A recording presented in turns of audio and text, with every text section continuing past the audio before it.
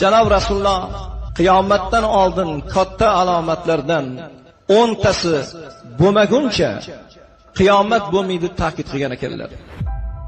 Qiyomatdan oldin bir bahaybat yer hayvoni paydo bo'lar ekan. Safo tog'ining oldidan chiqish kerak deyiladi. Yerdan katta bir bahaybat hayvon, dobbatul arz, yer hayvonining chiqishi qiyomatning birinchi alomatlardan, katta alomatlardan bittasi ekan. Qiyomatning ikkinchi alomati o'zini botadigan joydan quyoshning chiqishligi. O'zi botadigan joydan quyoshning chiqib keladigan kuni qiyomatning alomatlaridan, katta alomatlardan bittasi ekan. Dajjolning chiqishi.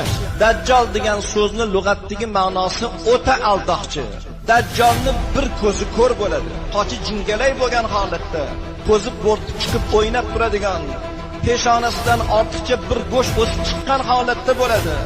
Dajjol juda ko'pchilik odamlarni aldab qo'yadi. Odamlarning ko'pi Dajjolga iymon keltirishadi. Ko'pchilikning o'rtasida buzg'unchilik qiladigan bir davr mana shu Dajjolning chiqqan paytida bo'ladi.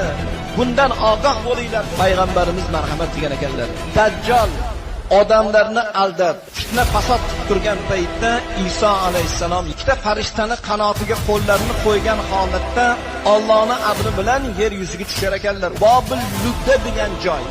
Ludda degan bir eshikni oldida Dajjolni topib o'ldirar ekanlar. Shu paytda Yajuj Majujni Alloh yuborib qo'yar ekan. Yajuj Majuj qavmi selday bosib kelar ekan, shunchalik ko'p bo'lar ekan. Shunda paytda Iso alayhisalomga Alloh amr qilar ekanki, ummatlaringni, qavmlarni olib tog'ning tepasiga chiqishlikni, Tur tog'ining tepasida jon saqlab turishlik payt bo'lar ekan. Juda ham og'ir payt bo'lar ekan, qamalda bo'lib qolishar ekan.